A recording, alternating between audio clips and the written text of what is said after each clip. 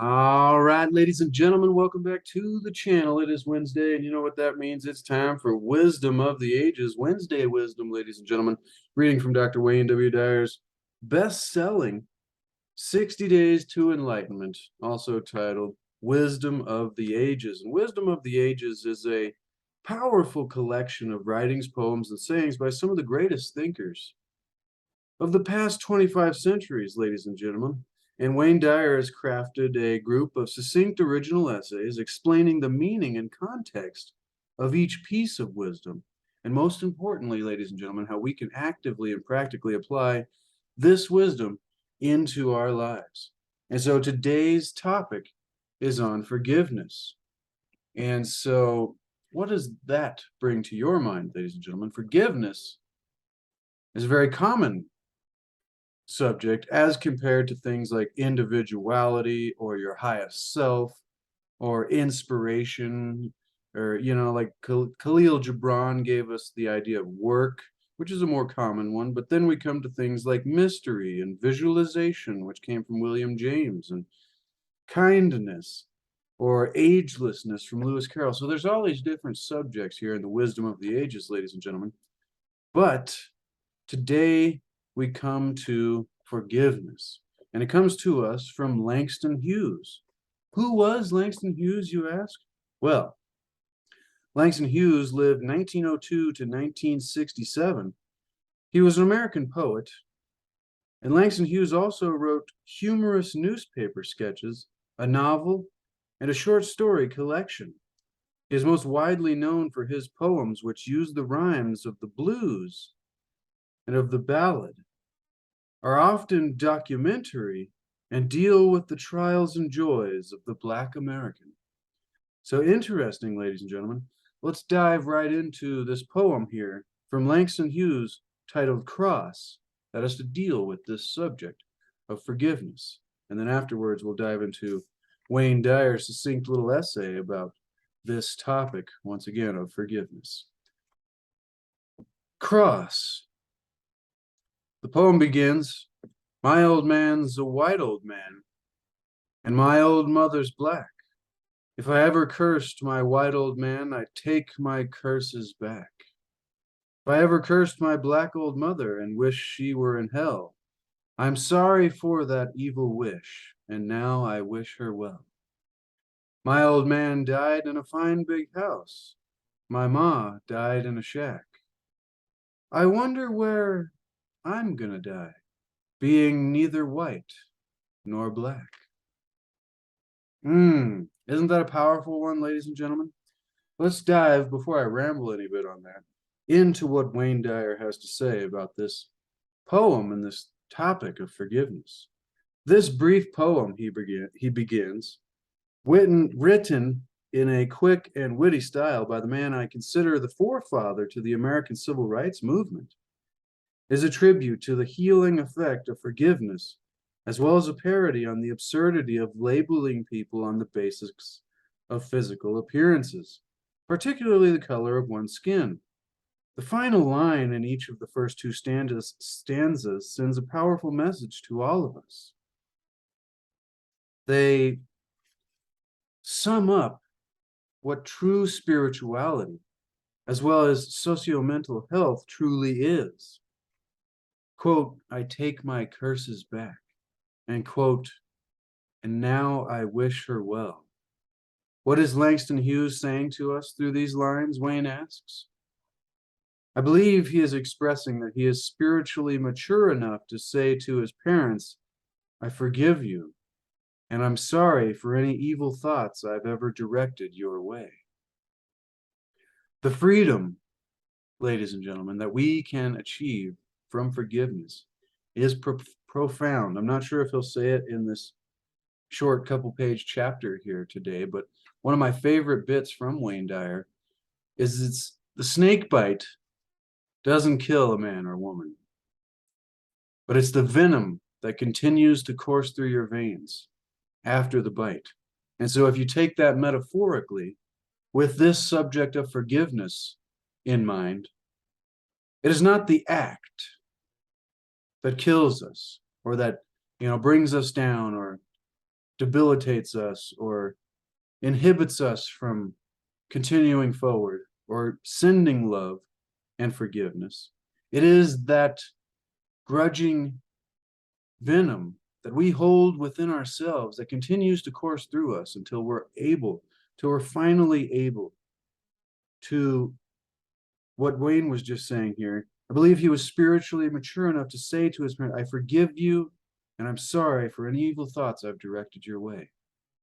And so you release yourself from that attachment to that anger and that hatred and that resentment that's coursing through our veins when we're able to forgive and move on, ladies and gentlemen, and send love to those we so long sent hatred towards. And so I'll continue here because I thought that was important. It's not the snake bite that gets you, it's the venom that continues to course through you, which is the anger that we hold on to instead of sending love and forgiveness. And now, ladies and gentlemen, Wayne continues by saying the freedom in a simple act of forgiveness saves the expense of anger and the high cost of hatred. Forgiveness can buy peace of mind. Think of everything that has ever been directed at you for which you bear grudges or hostility. Every hurt or sting is like being bitten by a snake. Okay, you went into it sooner than I thought, ladies and gentlemen. You rarely die from the injury. I'll probably explain it better here. But once bitten, it is impossible to be unbitten. And so the damage is done by the venom that continues to flow through your system. The venom, ladies and gentlemen, is your bitterness and hatred that you hang on to long after you've been hurt, quote unquote, bitten. It is this venom that will ultimately destroy your peace of mind, ladies and gentlemen. See, Wayne always puts it the right way. The antidote to the snake bite or this venom is forgiveness, ladies and gentlemen, which is not as difficult as you may want to believe. And isn't it funny, I'll add, how often we want to believe how difficult things can be. And it's like we continue to defend our miseries. And so if we can change what we believe, ladies and gentlemen, now, like thinking about what we believe and how we can change our lives, because this is what we're all about here on this channel, is changing the quality of our lives and the lives of those around us through understanding this greater wisdom. And so if we believe, Wayne continues, that forgiveness is a challenging and conflict-ridden act that you have to struggle with for a lifetime, which is probably a lot of us, ladies and gentlemen, I suggest, Wayne says, and I suggest as well, that quite the opposite is actually true. Forgiveness is joyful, easy, and most of all, exceedingly freeing. It relieves us of the burdens of resentment and past grievances, and is just another word for simply letting go. I speak here from my own personal experience, Wayne says, and is perhaps why I'm so attracted to this poem. My old man was a white old man who walked out of my life when I was an infant and never even bothered to make a phone call, Wayne says, and that was his true experience. If you've never listened to him lecture about that, it's a deep story, and it's a deep and powerful way for him to teach his experience of forgiveness and how it allowed him to go and write his book, which has led to where I am now. You know, years and years in the future, reading through his book and gaining this wisdom.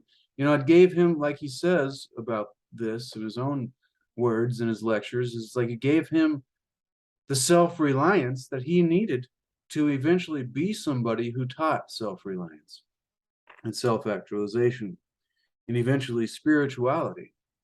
But so he goes, not once in his lifetime, Wayne's talking about his father here, did he ever call to see how his three boys were faring. He spent some time in prison, drank excessively, and was abusive to Wayne's mother and many other women. Died of cirrhosis of the liver and at the age of 49. It's unfortunate. So all that you can do is send love and wish them well, ladies and gentlemen. and was buried in a pauper's grave in Biloxi, Mississippi. Such a great story. I wish I had the ability, maybe I can find it to link it below the video, the story, but if you could ever hear the way that he tells this story of, maybe he'll get into it here, we'll see. He goes, I carried the burden of resentment and hatred until I was in my early 30s. And so, throughout his early life, Wayne, for many years, carried this hatred and resentment to, one of the most important people in his lives, or at least should have been, his father. And so this is this example of this venom, this hatred that can remain inside of us until we are able, as bad as the situation was, to come to a place within ourselves of forgiveness. I carried the burden, Wayne says, of resentment and hatred until I was in my early 30s, when I went to his grave and said essentially the same thing that Langston Hughes said. Wayne said, quote unquote, I take my curses back. And in doing so, Wayne says, I literally transformed my life. My writing began to click. My approach to my health improved significantly. My relationships shifted away from hostility and towards spiritual partnership. And most of all, and this is the most important part, ladies and gentlemen, of forgiveness, he says, I felt free from the burden of having that venom pumping through my veins. When we learn to pardon, we rise above those who have insulted or aggrieved us, and this act of forgiveness puts an end to the quarrel, ladies and gentlemen. The last stanza of Langston Hughes' poem speaks to the labeling process of identifying ourselves by our outward appearances. Soren Kierkegaard, the famed Danish theologian, remarked, quote unquote, once you label me, you negate me. So powerful, ladies and gentlemen. It's funny, I joined a Facebook group years back, and the leader, which was Matt Belair, I'm a big fan of Matt Belair. I hope he's doing well. I haven't heard from him in a while, so I wish him well, and I send him love and health and healing and revitalization and vitality and all of those great things, and send those to the people that you love, ladies and gentlemen, and even the people that it's hard for you to forgive.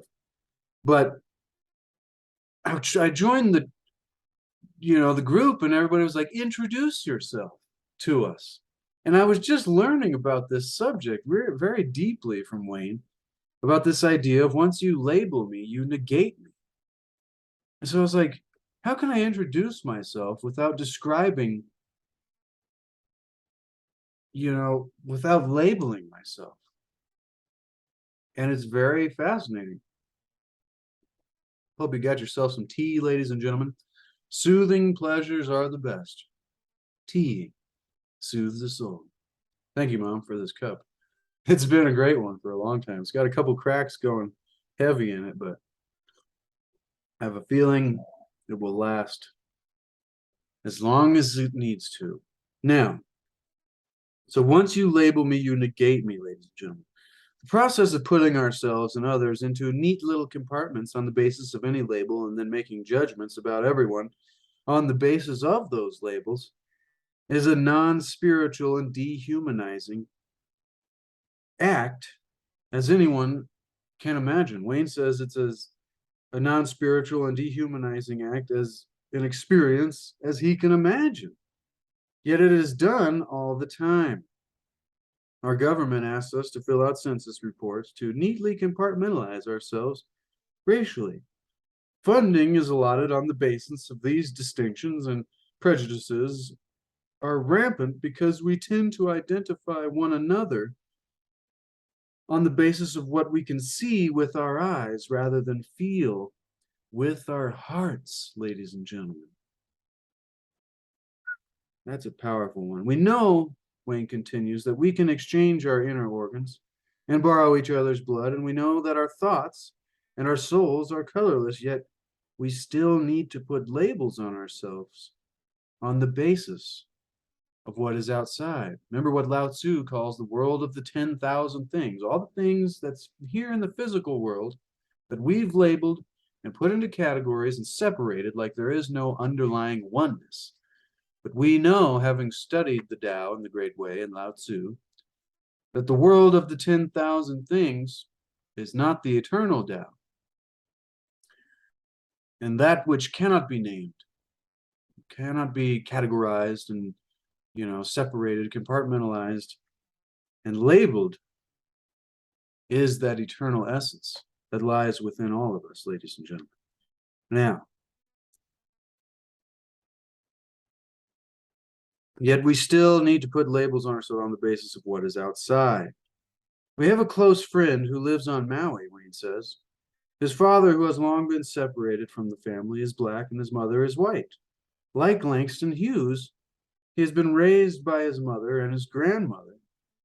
He once casually remarked to me, being neither white nor black, I really have no one to hate. Isn't that fascinating? Shouldn't we all hear that? Shouldn't that be the thing on the news when they're talking about racial things? It's like, we need to get these people that are both white and black and have parents of both sides and have them say to the public on the biggest news channels there are, but we know the news doesn't even get 10% of the views that, some channels on YouTube and even TikTok stars get. It's like the daily television stars, on ABC or NBC or whatever platform it be, whether it's news or entertainment, just TV shows. These stars are not even as popular. I don't know why I'm saying this, but I felt like it was important. Are not even these stars on television, ladies and gentlemen, are getting less than half of the audience that people are getting online now. And so I don't know why I felt that was important. Anyways. Oh yeah, for this point. So if we could get somebody up there who has been in this position, it's like this person having parents who were of both sides, white and black, and like Langston Hughes, he's been raised by one of them. He once casually remarked to me, Wayne says, being neither white nor black, I really have no one to hate. And if any of us are out here hating people because of physical appearances, we're very young souls and we're very spiritually illiterate. And, we have a lot of learning to do, a lot of leveling up to do. So, I'm sure any of us here watching this video are way beyond that. So we'll leave that to a different discussion, ladies and gentlemen.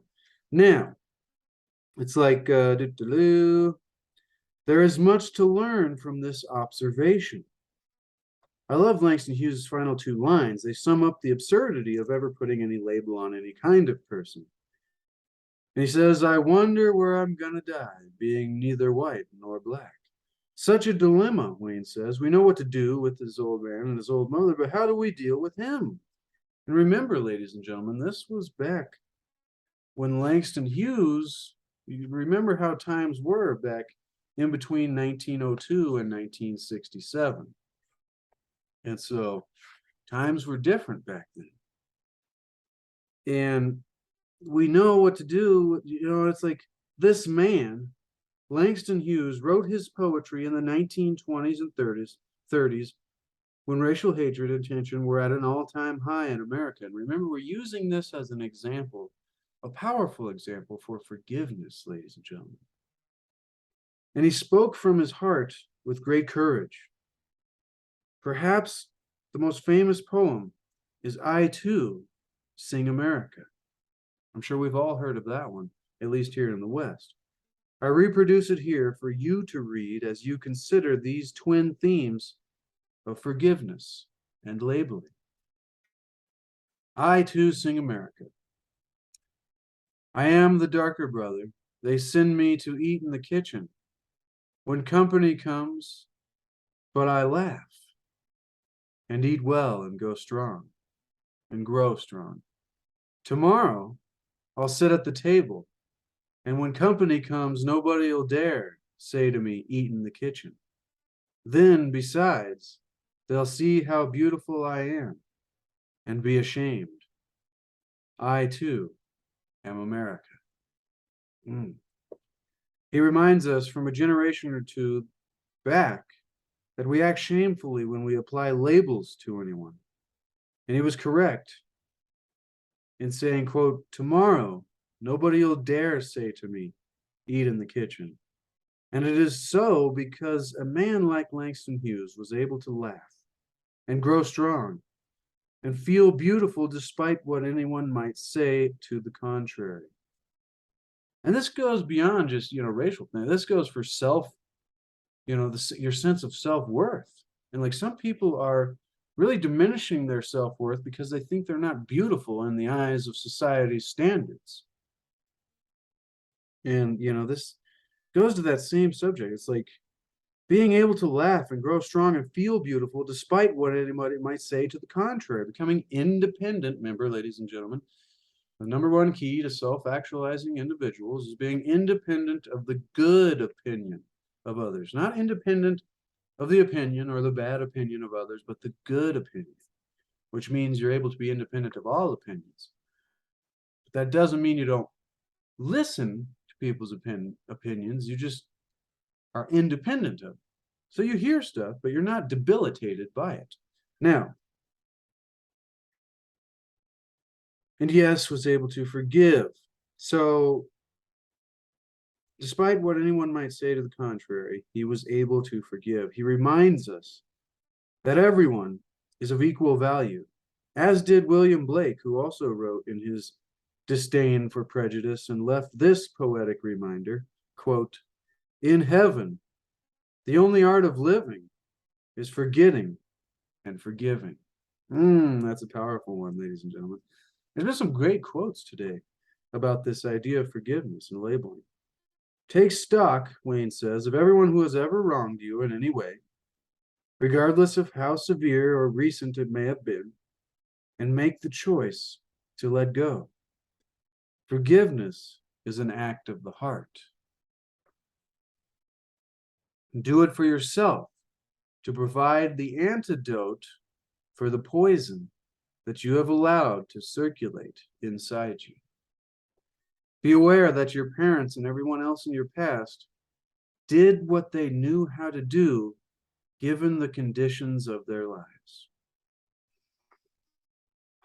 That's the most important one, ladies and gentlemen, not only for the people that aren't us, that have been close to us and have influenced us in our lives, but for ourselves, to really know and believe this, that for us and everyone else in our lives and in our past has done and is doing what we and they know how to do given the conditions of our lives. That doesn't mean we can't get better. That doesn't mean we're not making bad choices. But it's like we know how to do what we're doing given the conditions of our lives.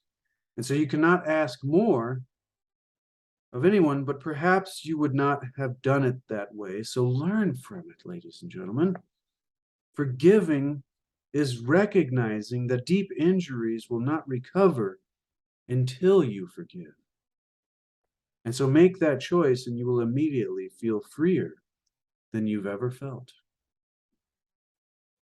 Doesn't that sound great, ladies and gentlemen? And finally, Wayne says, make every effort to remove the labeling process from your life. Make every effort to remove the labeling process from your life experience. Look past the skin and the bone structure to the unfolding of God in all people, and address them and yourself from that space of no labels. And remember always that everyone, without exclusion, has the right to say, I too sing America. And I'll add there, I too am the unfolding of God. Boom, ladies and gentlemen, boom to wisdom. That was a fantastic one. We're getting pretty close down here to the end. The next one comes to us from Martin Luther King Jr., and it's about nonviolence, ladies and gentlemen. That'll be next Wednesday, and that will be a great Wednesday wisdom. After that, we got the idea of comparison and and action versus doing. But as far as forgiveness and judgment goes, that was powerful, ladies and gentlemen. A lesson, a life lesson on forgiveness and not judging others. Boom. We'll leave it there, ladies and gentlemen. And remember, as I always say here on this channel, seek to achieve and maintain happiness through enlightenment, through a greater awareness and greater understanding of the wisdom of the ages and the nature of the reality that we find ourselves in. And seek to discover that hidden wisdom of the ages, because it is there, ladies and gentlemen, for all of us to find. And begin to make happiness the way. Because when happiness is the way, then the goal that we've so long been striving for, telling ourselves, oh, I'll be happy when I finally get there. You know, I can't be happy now, but when I get there, I will be. That becomes irrelevant because we're already where we wanted to be. Maybe we haven't achieved the goal yet, but we're already happy.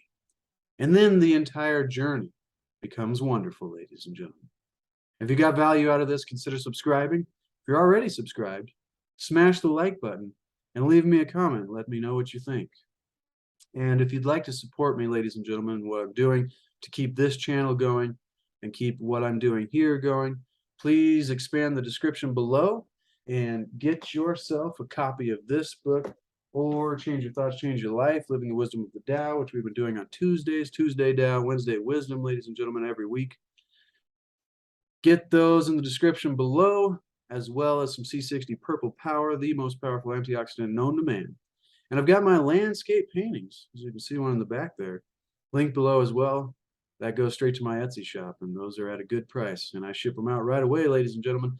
Yesterday, I just got a great review from the previous purchase I got. It was actually the only purchase this year, but it was a 5-star review. The buyer said, you know, this seller is amazing, and the painting was shipped right on time, or, you know, faster than they expected, and the detail and the quality was, it's just a beautiful review. And I was so happy, you know, but the comedic relief of it is that the buyer thought I was a female. It said, you know, she's so great with her, you know, I wrote a little personalized message thanking is sent with the painting, and I also sent an extra painting, which is what I like to do to show my appreciation to those who buy from me. But the buyer must have been convinced that I was a she, because that was the way she wrote it in the review there. But that's fine. I'll take 5 stars, and the customer experience is what matters to me, ladies and gentlemen.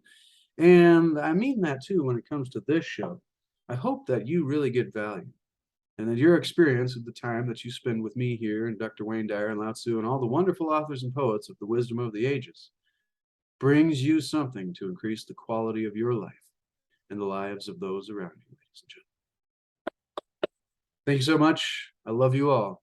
And I'll be doing some short videos in between now and next Tuesday.